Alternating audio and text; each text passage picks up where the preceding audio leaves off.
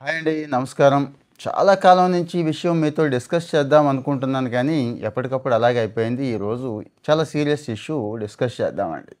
Muscle loss కండరాల ఉండదు. ఏముండదు. కండరం అయిపోతూ ఉంటుందండి. అంటే బక్కపల్చగా అయిపోతాం. ఇదేంటి వీడు ఇట్లా ఉన్నాడు అనిపిస్తూ ఉంటుంది కొంతమందిని చూస్తే. దిట్టంగా పొట్టుంటుంది. ఇంకా ఉండకూడనివి చాలా ఉంటాయి. మజిల్ ఉండదండి.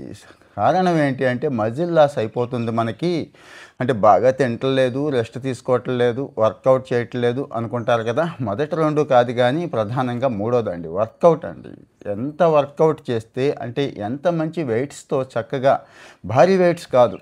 ఎంత కావాలో అంత. ఇంకొన్ని చోట్ల స్క్వాట్స్ గానీ, లాంజెస్ అని, పుషప్స్ అని ఇలాంటివేమీ లేకుండా ఆ కండరాన్ని వదిలేస్తే అలా మజిల్ లాస్ అయిపోతుంది అని. మజిల్ లాస్ అయిపోతే ఇప్పుడేమొచ్చిందండి? ఏమన్నా ప్రమాదమా? బానే ఉన్నాం కదా! ఆరోగ్యంగా ఉన్నాం కదా! అనుకుంటామేమో. లేదండి. ఎప్పుడైతే మజిల్ లాస్ అయిపోయిందో ఆ భారం అంతా ఎముకల మీద పడుతుంది. రోజువారీ ఏదో ఒక పని చేసుకోవాలి కదా! చేతులతో పని చేసుకోవాలి కదా! చేతుల నొప్పులు, అన్ని రకాల నొప్పులు స్టార్ట్ అవుతున్న కారణం ఏంటంటే అక్కడ ఎముకల మీద ఎక్కువ ప్రెషర్ పడిపోతుంది. మజిల్ లేదు కదా! మజిల్ ఉంటే మజిల్ చేసుకుంటూ పోయేది పని. అట్ ది సేమ్ టైం కాళ్ళు కూడానండి. ఈరోజు మోకాళ్ళ నొప్పుల దగ్గర నుంచి చాలా నొప్పులు. అట్ ద సేమ్ టైం వీపు నొప్పులు, నడుము నొప్పులు వీటన్నిటికీ కారణం అనుకుంటున్నారు. మన తిండిలో తేడా ఏమో, జీన్స్‌లో తేడా ఏమో లేకపోతే అనుకుంటున్నారు. ఏదో వచ్చేసిందేమో అని. ఎక్కువ మందికి మజిల్ లాస్ వల్ల, కండరాల వల్ల అండి. ఎందుకంటే నేను ఆ మధ్య ఒక ఫిజియోథెరపిస్ట్ దగ్గరికి వెళ్ళానండి. అప్పుడు చెప్పాడాయన, "మజిల్ లాస్ ఉందండి మీకు. స్టార్ట్ అయ్యింది. మీరు గమనించలేదు. అందుకే ఇదిగో ఈ పెయిన్ అయ్యి వస్తోంది. సో, ఇగో ఈ ఎక్సర్సైజులు చేసి పెంచుకోండి" అని. అంటే ఎక్కువసేపు ఫోన్ చూస్తూ ఉంటాం కదండీ! మిగిలిన అన్ని ఎక్సర్సైజులు చేస్తున్నాం గానీ, మెడ ఎక్సర్సైజులు చేయలేదు నేను. వాస్తవమే చెప్తున్నా. అంటే మన అనుభవంలోనైతేనే బావుంటుంది కదండీ! ఎప్పుడైతే మెడ ఎక్సర్సైజులు చేయలేదో ఇలా ఉంటాం కదండీ! రోజంతా ఇలా ఉండటం అలవాటు మనకి. తప్పదు. ఇలా ఉన్నప్పుడు ఎంత భారం పడుతుందో తెలుసా? ఈ హెడ్ వెయిట్ చాలా ఉంటుందండి. మనకు తెలీదు. మరి 10 గంటలు, 12 గంటలు ఇలా ఉన్నప్పుడు ఇక్కడ పడుతుంది ప్రెషర్. పడినప్పుడు స్పాండిలైటిస్ దాకా ఇక చాలా వచ్చేసే అవకాశాలున్నాయి కదా! ఈ ప్రమాదం ముంచుకొచ్చేసిందని చెప్పి ఆయన చాలా ఫేమస్ ఫిజియో అండి. ఆయన చెప్పిన తర్వాత నాకు అర్థమైంది అసలు మజిల్ లాస్ ఏంటి, ఈ గొడవ ఏంటి అని స్టడీ చేస్తే ఇన్ని విషయాలు తెలిసినాయండి. సో, మరి మంచి మజిల్ పెరిగే అవకాశం 20, 30 సంవత్సరాల మధ్య ఉంటుంది. ఆ టైంలో మజిల్ పెంచుకోవాలి. గుర్తుంచుకోండి. అంతకుముందు కూడా పెరుగుతుంది. మొదట్లో స్టార్ట్ చేసుకోవచ్చు. కానీ తర్వాత ఇక 3, 4%, 6%, 7% ఇలాగ అంటే ఏది 30, 40 ఏజ్‌లో ఒకలాగా, 40 నుంచి 50కి 1%, 50 నుంచి 60 1%, 60 తర్వాత ఇంక బాగా పెరుగుద్దండి. అంటే సపోజ్ సంవత్సరానికి మన యాక్టివిటీ ఏమీ లేకుండా లేకపోతే ఏదో లైట్ యాక్టివిటీ చేస్తూ ఏ వాకింగో చేసేసి హమ్మయ్య! అనుకుంటే సంవత్సరానికి 30 సంవత్సరాల వయసున్న అతను సంవత్సరానికి 1%, 2% తగ్గిపోతే 60 ఏళ్ళు వచ్చేపాటికి 30, 60% మజిల్ పోతే పరిస్థితి ఊహించుకున్నారా? ఈ ప్రమాదం అందరికీ ఉందండి. జరుగుతోంది. ఇండియాలో జరుగుతోంది. కావాలంటే చెక్ చేసుకోండి. మనమేమో అది ఉంటే బావున్ను, ఇది ఉంటే బావున్ను, గవర్నమెంట్ ఆ ఫ్రీ, ఈ ఫ్రీ అంటున్నారు కానీ ఇంకోసారి డీటెయిల్డ్ వీడియోలో చెప్పుకుందాం. ఏదైనా ఇంటి దగ్గరలో జిమ్ ఫ్రీగా ఇస్తే బావుందని ఎప్పుడైనా అనిపించిందా? స్థానిక గ్రామ పంచాయతీయో, మున్సిపాలిటీయో లేకపోతే ఏదైనా ప్రైవేట్ జిమ్‌లోనో ఫ్రీగా సభ్యత్వం ఇస్తే గవర్నమెంట్ ఇలాంటివి చేస్తే బావుందని అనిపించిందా? కామెంట్ చేయండి దయచేసి. ఇక్కడ ఇలాంటి స్కీమ్ ఉంటే బావుందండి అని మీకు ఎంతమందికి అనిపిస్తుందో. గవర్నమెంట్లు చూస్తాయండి. గవర్నమెంట్ల దాకా వెళ్తాయండి ఇలాంటివి. సో, వాళ్ళకి కావాల్సిందేంటి? ప్రజలు ఆరోగ్యంగా ఉండటం, ఆనందంగా ఉండటం. ఓట్ల తర్వాత సంగతి అనుకోండి. సో, మరి అలాంటి ఏర్పాటు చేస్తారండి. నా ఉద్దేశ్యం ఏంటంటే జిమ్‌కే వెళ్ళమని కాదు. ఇంట్లోనైనా కాస్తో కూస్తో సెట్ పెట్టుకొని, వెయిట్ సెట్ పెట్టుకొని చేయటం మొదలెడితే బావుంటామండి. ఈ అవగాహన చాలా తక్కువ మందికుంది. అందుకోసమే నేను కాస్త డీటెయిల్డ్‌గా స్టడీస్ ఏం చెప్తున్నాయి, రిపోర్ట్స్ ఏం చెప్తున్నాయి అనేది చూస్తున్నానండి. సో, మరి మోకాళ్ళ దగ్గర నుంచి అంటే మోకాళ్ళు ఏముంది కింద పాదాల దగ్గర నుంచి పైన మెడ దాకా కూడా ఈరోజు మనల్ని రకరకాలైన బాధలు ఇబ్బంది పెడుతున్నాయి అంటే ముందే గుర్తుంచుకోండి మజిల్ లాస్. మీ ఏజ్‌ని బట్టి 30 దాటిందంటే మొదలెట్టాల్సిందే. ఏది మజిల్ స్ట్రెంత్ ట్రైనింగ్ అనేది మొదలెట్టాల్సిందే. మజిల్ పెరుగుద్దండి. మనం ఎంత కష్టపడితే అంత అలసిపోతుంది, చీలుకుపోయినట్టు అయిపోతుంది. రాత్రిపూట మాత్రం నిర్మాణం అవుతూ ఉంటుంది. రాత్రిపూట గ్రో అవుతుందండి. దానికి కావాల్సింది మంచి ప్రోటీన్. మంచి ప్రోటీన్ ఏముంది? శనగలు, బఠానీలు, ఉలవలు, పన్నీరు ఉన్నాయి కదా! ఇక గుడ్లు, చికెను ఎలాగో ఉన్నాయి. సో, మరి ఇవి తీసుకొని చేసుకుంటే 70 ఏళ్ళొచ్చినా, 80 ఏళ్ళొచ్చినా, 90 ఏళ్ళొచ్చినా కూడా కొంతమంది వాళ్ళ పనులు ఆళ్ళు చేసుకుంటూ ఆరోగ్యంగా ఉన్నారు కదా! సో మరి ఇది గుర్తుంచుకోండి. అలాగే జెనెటిక్స్ కూడా కొంతవరకు పాత్ర పోషిస్తాయండి. జెనెటిక్స్ అంటే పూర్వం మన పూర్వీకులకి ఏదైతే జీన్స్ ఉన్నాయో వాళ్ళ మజిల్ని బేస్ చేసుకొని వస్తాయి. కొంతమందికి దీని ప్రకారం కొంతమందికి కాస్త వర్కౌట్ తక్కువ చేసినా కానీ తక్కువ మజిల్ లాస్ ఉంటుంది. కానీ జనరల్గా అందరిలోనూ మజిల్ లాస్ ఉంటుంది. 30 ఏళ్ళు దాటినాయంటే మీరు చేయాల్సిన ప్రధానమైన పని అరే ఇప్పుడు దాకా చేయలేదని పర్వాలేదు, 35 వచ్చినా 40 వచ్చినా 50 వచ్చినా కానీ మొదలెట్టండి దయచేసి. మజిల్కి ఆ శక్తి ఉంది, గ్రో అయ్యే శక్తి ఉంది అని సైంటిఫిక్గా చెప్తున్నారు. రీసెంట్ స్టడీస్ కూడా చెప్తున్నాయండి.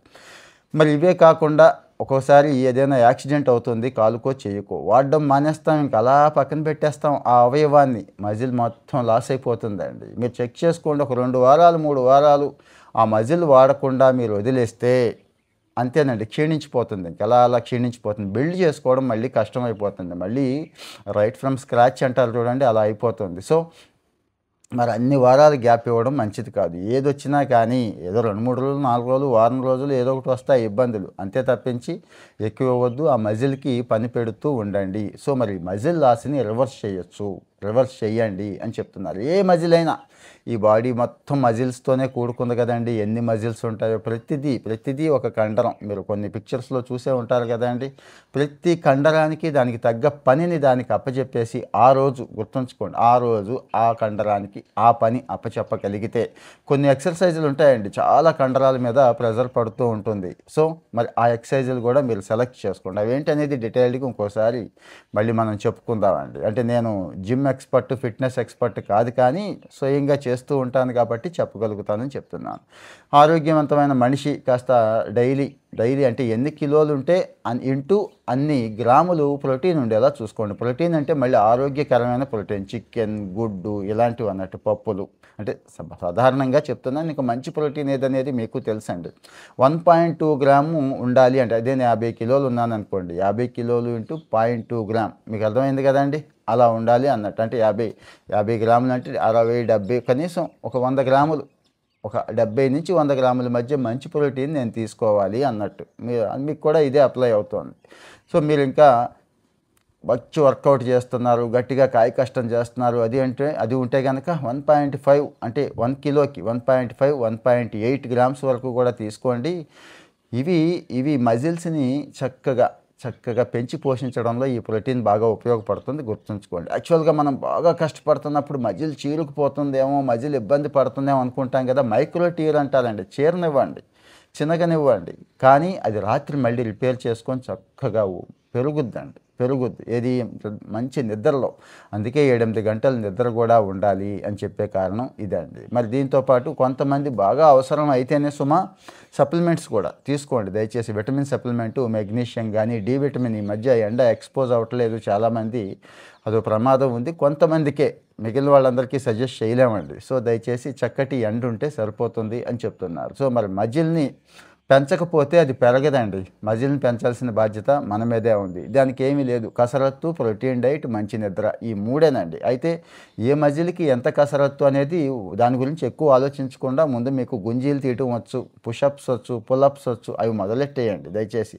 కనీసం గోడ కుర్చీ వేయటం వచ్చు, ఇలాంటివి చెప్తున్నాను, సింపుల్వే, చిన్నవి అవి మొదలెట్టండి. ఇక ప్రోటీన్ చేపల దగ్గర నుంచి, గుడ్ల దగ్గర నుంచి, పాల దగ్గర నుంచి అన్నీ ఉన్నాయి కదా. ఇక బాదం తీసుకుంటా, పిస్తా తీసుకుంటా, ఆ నట్స్ ఈ నట్స్ మంచిదే తీసుకోండి, దాని గురించి ఎక్కువేమీ ఆలోచించక్కర్లేదు. ఇంకా వీటితో పాటు ఎముకలు కూడా బలంగా ఉండాలి కదండి, కాల్షియం రిచ్ ఫుడ్స్ తీసుకోండి. ఇంత చేస్తున్నాం కానీ ఒక చోట ఏదో గంపలాభం చెల్లి తీసింది అంటాను చూడండి, అలా అయిపోతుంది. ఆల్కహాల్ అండి తగ్గించండి, సాధ్యమైనంత వరకు మానేయండి. దీనికంటే ప్రమాదం ఇంకోటి ఉంది, స్వీట్ అండి.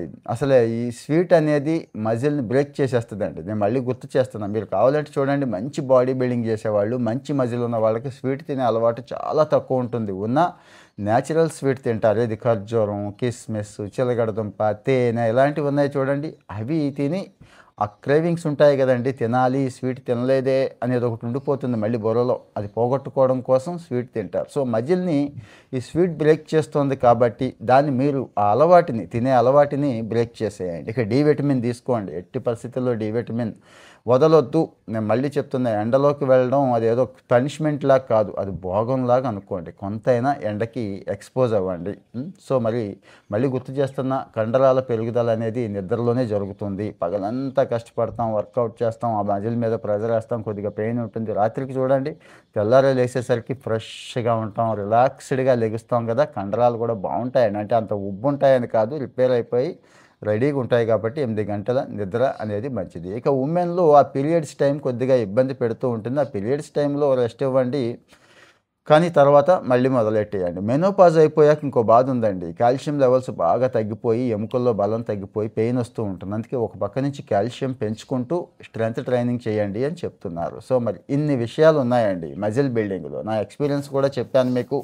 మొబైల్ గట్టిగా చూస్తున్నాం కాబట్టి ఇక్కడి నుంచి స్టార్ట్ చేయాలి. మరి కనీసం బకెట్ నీళ్లు, మీకు తెలుసు వాటర్ క్యాన్ కూడా పైకి ఎత్తలేని వాళ్ళు ఎంతమంది ఉన్నారు. నేనైతే ఈజీగా 2 క్యాన్లు ఎత్తేస్తానులెండి. 25 ఏజ్‌లో కంటే కూడా ఇప్పుడే 40+లోనే నేను బాగా హెల్తీగా ఉన్నాను, ఫిట్‌గా ఉన్నాను, ఆరోగ్యంగా ఉన్నాను అనిపిస్తుందంటే కారణం రెగ్యులర్‌గా ఈ మజిల్ ట్రైనింగ్ చేయటం వల్ల కూడా అనిపిస్తూ ఉంటుందండి.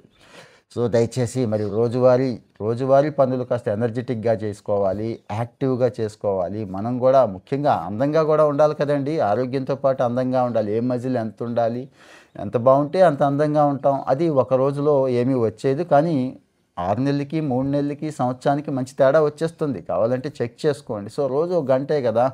ఒక గంట టైం మీరు ఇచ్చుకోగలిగితే ప్రోటీన్ పెద్ద ఖర్చేమీ కాదు. 20, 30 రూపాయల్లో ప్రోటీన్. నిద్రకి ఖర్చే లేదు. సో, మరి ఈ విషయాలు చాలా చాలా ఇంపార్టెంట్ అనిపించిందండి. చాలామంది మన సొసైటీలో బాగా సఫర్ అవుతున్న విషయం అనిపించింది. ఫారిన్ సొసైటీల్లో ఈ అవగాహన వచ్చేసింది. అటు జపాను, చైనాను, యూరోపియన్ కంట్రీస్ చూడండి ఎలా ఉంటారు మనుషులు. మన మనుషులు చూడండి వాళ్ళకి మనకి ఎలా ఉంటుందో ఈసురోమంటూ ఉంటారు మనాళ్ళు ఎప్పుడు చూసినా. ఇది కూడా ఒక కారణం. అవగాహన లేకపోవడమే. అన్ని వీడియోలు చూస్తారు మనాళ్ళు. ఆ వీడియోలు, ఈ వీడియోలు, ఆ నాలెడ్జ్, ఈ నాలెడ్జ్, చదువులు కూడా మంచి చదువులు.